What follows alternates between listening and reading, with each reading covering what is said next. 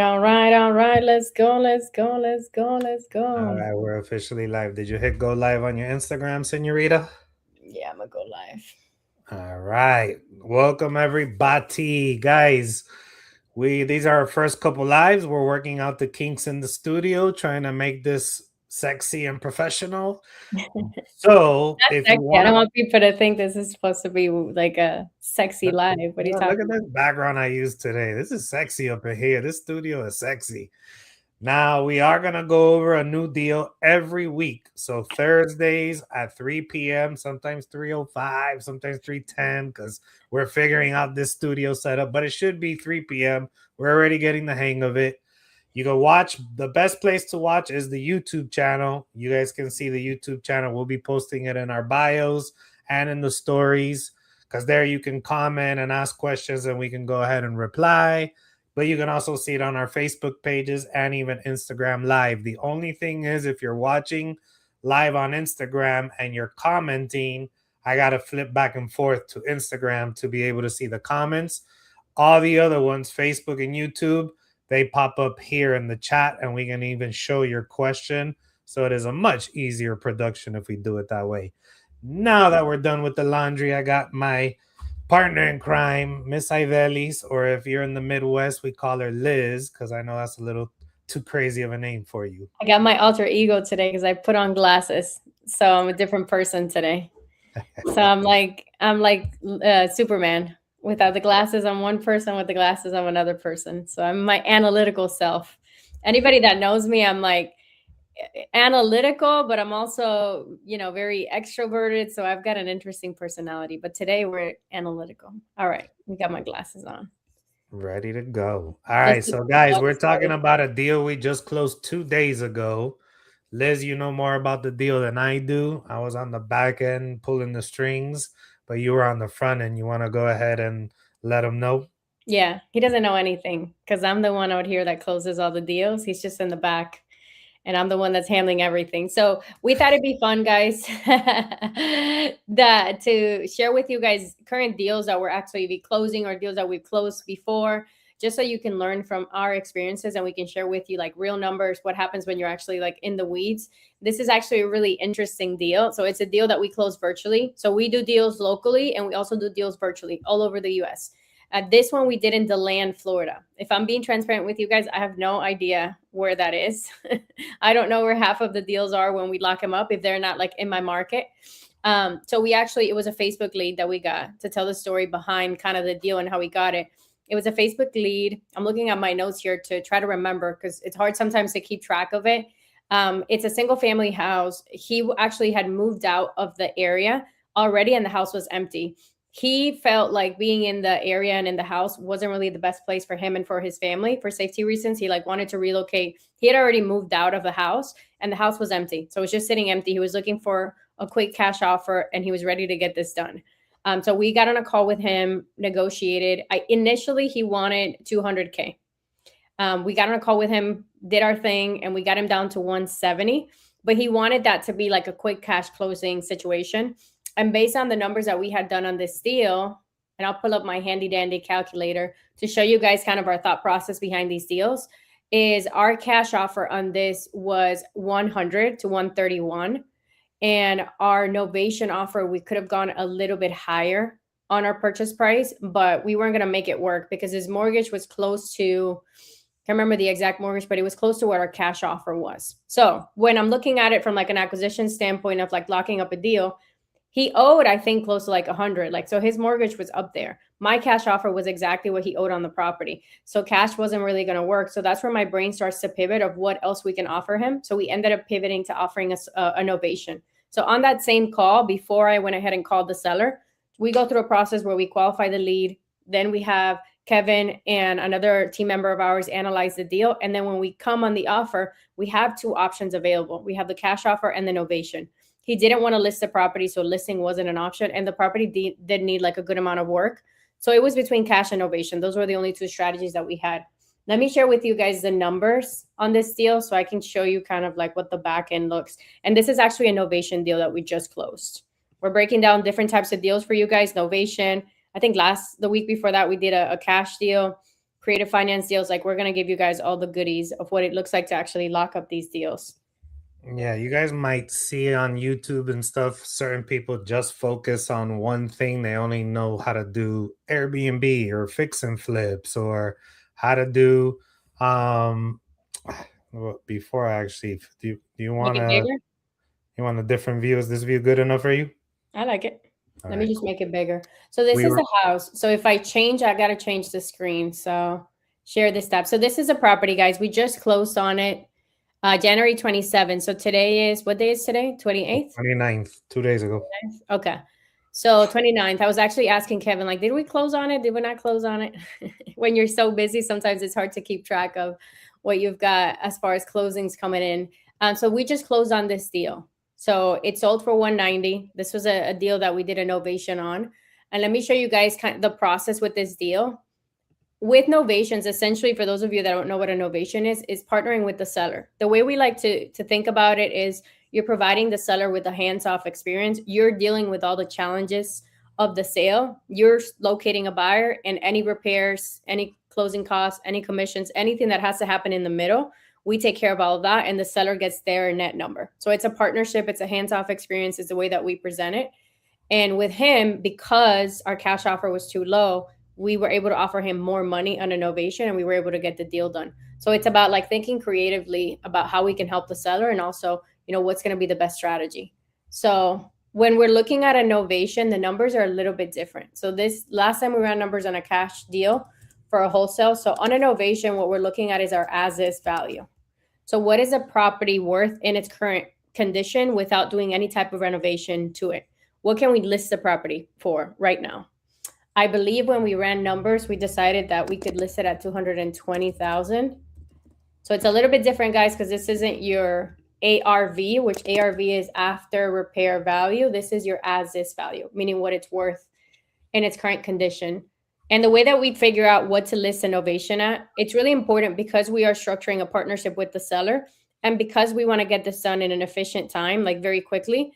When we price innovation, we look at what properties right now on the market are selling for, and we want to undercut everybody and price it very aggressively so we can make sure that the property gets sold really quickly. We don't want to be stuck with this property for 6 months because we are partnering with the seller. So we're providing speed and convenience. So the speed factor really has to do a lot with the price and how we're pricing these properties. So when we did the numbers, well, Kevin did the numbers. I like to talk crap, but he does all the numbers. I'm the closer. He's the numbers guys. And here, guys, the objective when we partner with sellers is to try to get an offer within 3 to 4 showings. We don't want it to sit there for 3-4 months. The seller starts to get antsy. So ideally, we're trying to, like she said, look at the competition, price it sexy enough, sexy like my background up in here, and be able to get, after the third or fourth person who comes and sees it, try to get an offer. So we're not trying to squeeze every last cent out of it. We're trying to get a good enough profit with the number that the seller wants, and us being able to make a profit and be able to sell this fast. Yeah, so I'm looking at the notes we have on when we ran numbers on this deal.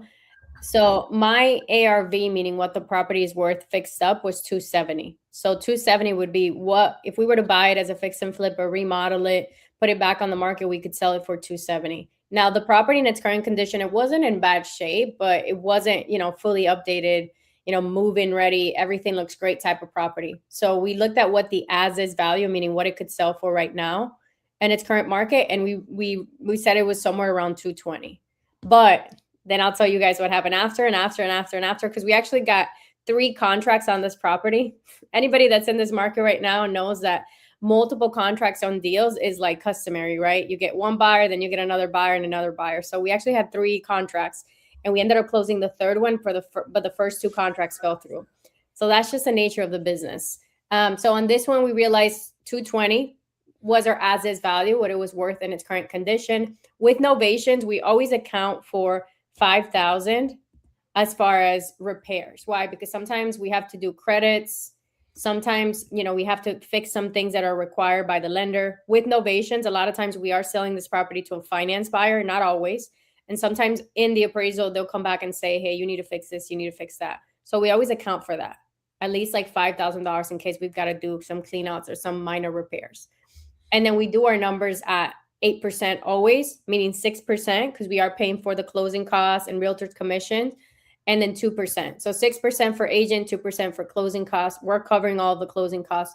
So we have to take that into account. Now, last week when we ran numbers on a cash deal, right? So we always, cash is a little bit different, right? For cash, we would have had to put 270, and then we're not going Liz, to actually, sorry to cut you off. Can you make that bigger so it's bigger. easier to see? Yeah, because the bottom part doesn't matter. We didn't do financing on this. Okay, let's do it. Guys, this is a calculator. If you guys want this calculator for free that we use, scan that QR code that you guys see here in the top right, screenshot it, and then scan it. That will go ahead and give you guys the scripts that we use to lock up these deals and the calculator completely for free, and some free training on how to use our scripts and how to use the calculator just for supporting the lives. Yeah. There's perfect. Exactly. Yeah. So this is a little bit different in Novation because we're looking at what it can list for, right? Because we're not going to come in and remodel the whole house. And then we're looking at how much money, we could potentially make on this deal and building in our profit margin and our closing costs and our commission. So at 8%, it would have been 17,000 in closing costs and commissions, and then our profit margin, right? At 20% profit margin, we would have had to offer the seller 153, and he wanted more money. He's like, no, I need at least 170. So I went up a little bit lower. Okay, so if we offer him, 164, we're still making 33,000. And then I go down to 10% as like last resort. Okay, so, if we offer him 175 after we pay commissions, closing costs, and we buffer for repairs, we're making around like 22,000. We actually ended up offering him 170. Let me go up a little bit higher. Whoop, like 12.5. 169. So around here. I mean, this is close enough. So we ended up offering him 170. Is it 11.5? There you go. So this is close to what we ended up offering him. So with Novations, right, we are going to be hiring an agent. So the strategy with agents, it really depends. So if it's a property that's outside of Florida, we always hire an agent and we pay out the full 6% commission because we want to make sure we get the local expert in the market and they can help us find a buyer quickly. In Florida, we understand the market pretty well. So in Florida, we do save a little bit of money on the commission because we have a lot of agents that are partners and referrals that can help us. So we don't have to pay the full 8%. So we usually don't end up paying the full 8%. We end up paying a little bit less than that on commissions. But we always budget for it just as like worst case scenario. And sometimes we don't spend $5,000 in repairs. So this is just kind of buffering. Sometimes we make extra money because we buffered in our costs versus like if we were to squeeze this and go all the way to 5%, 11,000 is not a lot of money. When you look at all the potential things, right? If you got to do a repair. So we try to keep it at 10% as like your lowest because it gives you some room to make money, pay for all the expenses you got to pay, and then potential repairs. So we ended up listing this property at 220 initially. And we got a buyer for it. Let me look at the history. So, because just getting the deal, one thing that I've learned in this business is just getting the deal is like the first part of the process. So we get really excited. We've got a deal. Oh my God, we're going to make money. And then there's like 20 different things that happen from beginning to end in the deal that you've got to handle in order to get the deal to the finish line. So we actually went and got pictures taken. We listed the property and we started marketing it. The agent listed the property for us and we started marketing it. And we got a buyer. Our first buyer that came in was at 220, I think. Full price offer. Let me see. Now, for those of you who are trying to follow, when we partner with the seller, part of our pitch to the seller is we'll handle repairs. So when you see a $5,000 budget, that's us being conservative and saying, I'm willing to invest $5,000 in this deal if the buyer requires it once they do inspections. This is money the seller usually doesn't have, so that's why they're interested in partnering with us. They want their bottom line number. In this case, it was 171. They usually don't like to deal with realtors and showings and trying to pick the right buyer and pre-approval. All of that seems overwhelming or too much of a headache. Those are all the signs of where we can come in as an investor and bring value by partnering with them, being able to invest into the property if it needs fixing, and being able to handle all those things that seem overwhelming to them. That is the reason why, if some of you are watching, saying, why would a seller partner with you guys versus just selling it themselves? Yeah, I mean, they want a hands in this instance, like he was a busy guy. He was dealing with a lot. His wife was busy. They both had a career and they didn't want to be really around the house or associated with the house. The last thing they wanted to do is go do repairs. Like they just didn't feel comfortable in that house anymore. So it was just a matter of like, I want you guys to handle everything and we want this off our plate because they had other things in their life that were more important than dealing with this house and all of this. So we took over and we handled the problems and we got it to the finish line for them. So I was looking at the contracts, the history, the transaction notes on this is so long. So we had one contract at 205 initially. That was a cash offer, right? And that fell through. I think they had done their inspections and, there was something with regards to the property. There were some things, some repairs that needed to be done with the property and they didn't feel comfortable. So they canceled. Then we had another buyer, December 31st, we got it under contract for like New Year. I was like, yes, we're finally going to close on this property. And then I think that buyer disappeared and ghosted us. No, actually, that buyer also canceled on us. That contract was for 212, 10-day inspection, 2% contribution. And they canceled and disappeared on us. And then we had another buyer that came in for 190, actually, a cash buyer. So we had a cash buyer, finance buyer, cash buyer. They disappeared. We had accepted their offer and they disappeared and never came back, never did the escrow. So all in all, guys, I thought it was 3 contracts. I think we had close to 4 contracts on this. And then we finally found a buyer on the property that came in. Let me see. Third buyer for 180. How much? We ended up selling it for 190, right? That was the final deal that we got. We can 190. pull up the HUD. We can show them the HUD right there. So what Yeah. happens is they run inspections. They're like, oh, this is too much work. Forget about it. And they back out. That's typical in real estate. After inspection period, you negotiate. If you're not willing to fix it, hey, change the whole roof, change this. You're like, no, I'm not going to do that. We're not going to invest that much money. We're willing to do some minor repairs or give some credit. What we're working with is our profit margin, right? Because we're promising the seller, you're going to get the 170. So everything above that is our profit. So the more I give up in the transaction to the buyer, it's more money that's coming out of my side. So for whatever reason, most of the buyers in this particular case didn't feel comfortable. It was too much work for them. They backed out. That third contract, they sent a contract, we signed it, but they never made the actual deposit. So the fourth one, this is the one that came in with the thermal inspection, right? That it was about thinking that there was some humidity coming through the window. Is that the right deal? No, that was another deal. No, that was another one. So here's the deal, guys. 190 is what Make we it ended up bigger. selling it for. No, I'm Make it, trying. The HUDs are really small. It's hard to make them bigger. Yeah, that's as high as I can go. So 190 is what we ended up selling it for. So we had like 3 or 4 failed contracts. It's hard to keep track, but and then so here's our fee, guys. It says SML Investment Group 27,000. So we ended up making 27,000 on this deal on a almost no. 28. We're off by like $50. $27,958 of. We almost made 28. So we were like a couple dollars off from 28. This lead, by the way, guys, came in through our Facebook marketing. So we run Facebook marketing campaigns to be able to give cash offers. This is something we teach agents, we coach investors or new people that want to learn of how we structure our marketing funnels and our campaigns to talk to 50, 60, 70, 80 sellers raising their hand saying, how much can you buy my property for? And Yeah. from there, the skill set that we learn and we've implemented that's different than just traditional real estate is seeing which creative way we can make money with this. Yeah. So here's a property. I mean, it's in fair shape. Like the kitchen looks nice, the flooring looks decent. So the property wasn't in, there was some area probably needed new flooring, paint, but it wasn't in, really, really rough shape. So this, guys, is a Novation, right? So we went in, we partnered with the seller, we got it on the market, we took care of all the expenses. And then as you see, we had a lot of challenges because we had a lot of contracts that fell in, fell out. And we were able to handle that as professionals, get it to the finish line, solve the problems, get it back on the market.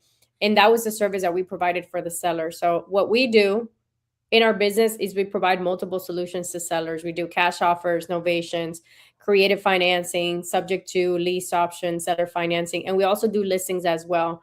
So it helps us kind of match the seller situation with a solution. And in this instance, a novation was the best solution. We And the just reason why the seller wanted to partner with us was exactly what happened. 3 contracts fall apart.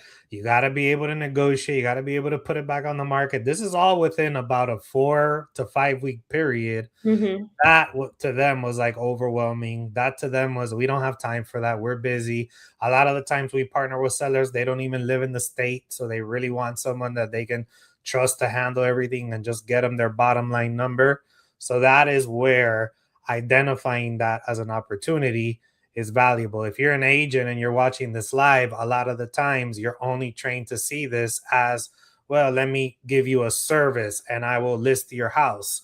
But once you learn how to be a real estate investor, you do both, right? You're like, okay, I can service you and list it, or I can help you buy a property. But is there an opportunity here as an investor, as a real professional in real estate, where you can potentially come in and make a lot more money? So the purchase price on this was what? What? It 290? was No. no, we ended up having to go back and get a price reduction. So obviously, like we're on this together as a team with the seller. We want to get this to the finish line.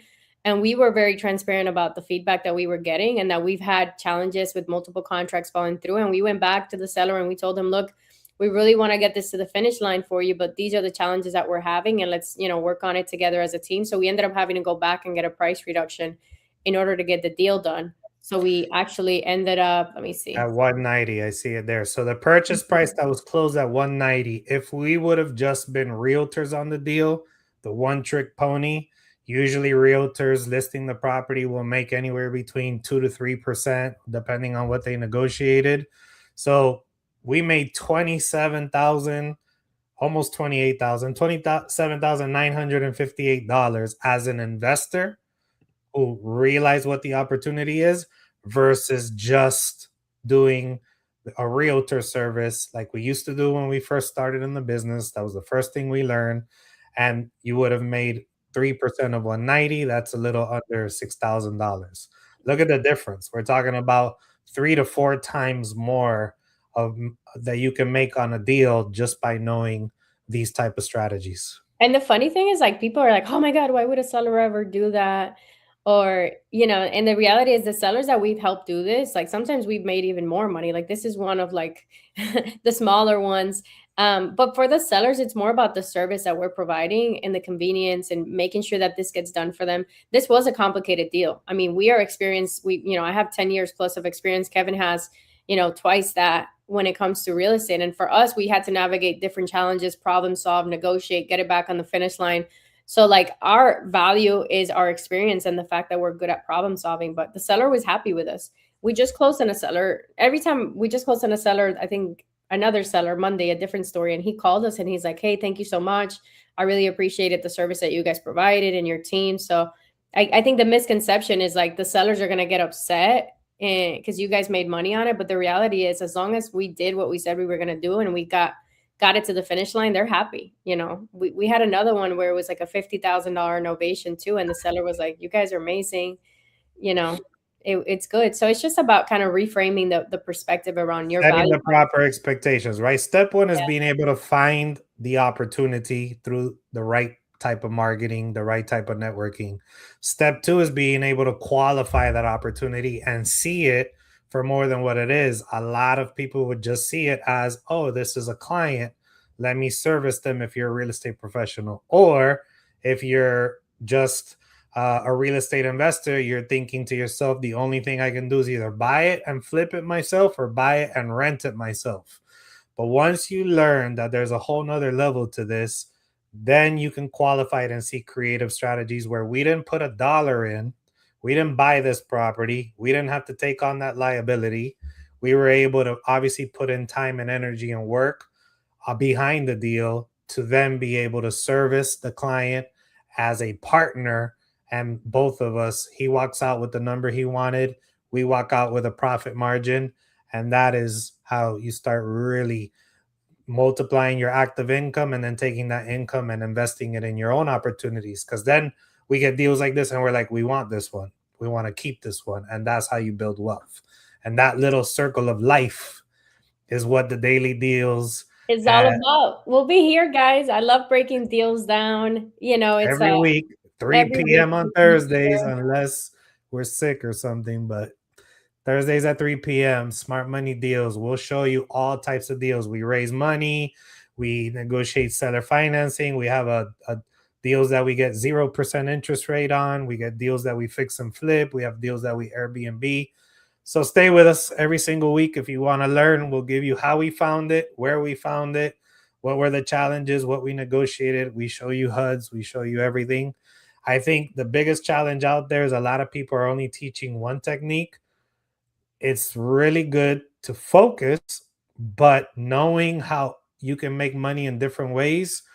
Now you can joint venture with people. Look, I don't know how to do a sub two, but they do a sub two. I'll send them the deal because I learned what a sub two is. Or they fix and flip. I don't fix and flip. I just do Airbnbs. I'll send it to them and fix and flip. But now I know how to spot an opportunity for fix and flip. That's really the awareness we want people to have, that you're leaving money on the table, but by not knowing all the different ways that you can make money in this game Yes. without credit, without having a ton of money or even any money, you can raise capital very easily when you find a good deal.